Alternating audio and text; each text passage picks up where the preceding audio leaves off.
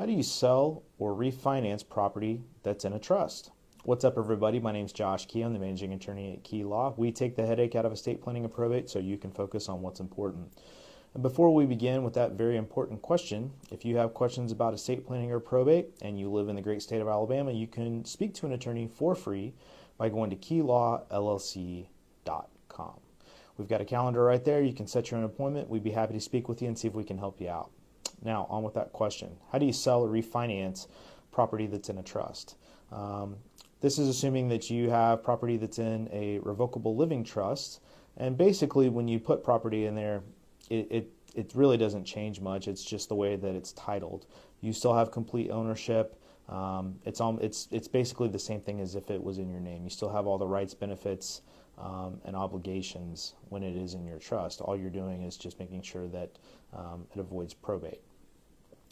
But if you were going to sell it, how would that work? What would the banks do?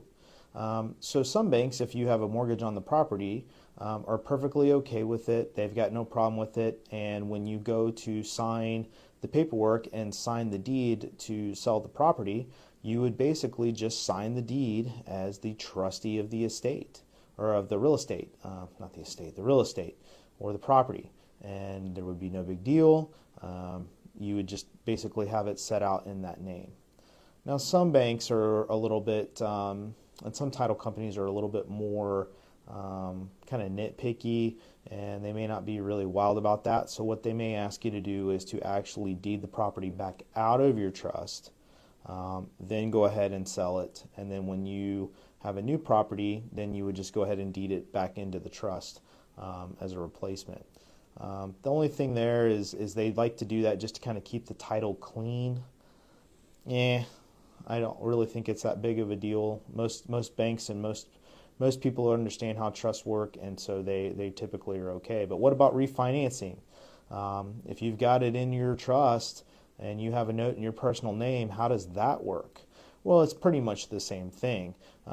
Most banks now are okay with the fact that properties are in trusts, and what they'll do is they'll just have you execute a new note in your own personal name for the property, where you would still be have the obligation to pay for the property. So it wouldn't really be any big deal. You would keep the trust in the name. Most banks are typically okay with this. And if not, the ones that are obviously more nitpicky, it's the same solution. You would deed it out of the trust, go ahead and execute the note, and then put it back into the trust when you're done.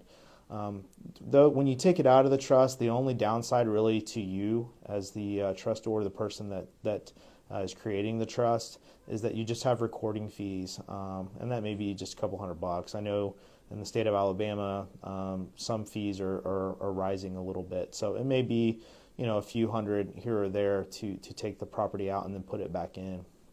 But as I said, most banks are typically okay with it, and trusts are a great tool for real property because it's just like you still own it, only you're just making sure that you avoid probate. So you have questions about real property and trusts, I would encourage you to reach out to a local attorney. If you live in Alabama, you can reach out to me for free by going to keylawllc.com and set up a time for us to chat. Again, my name is Josh Key, the managing attorney at Key Law. Have a great day.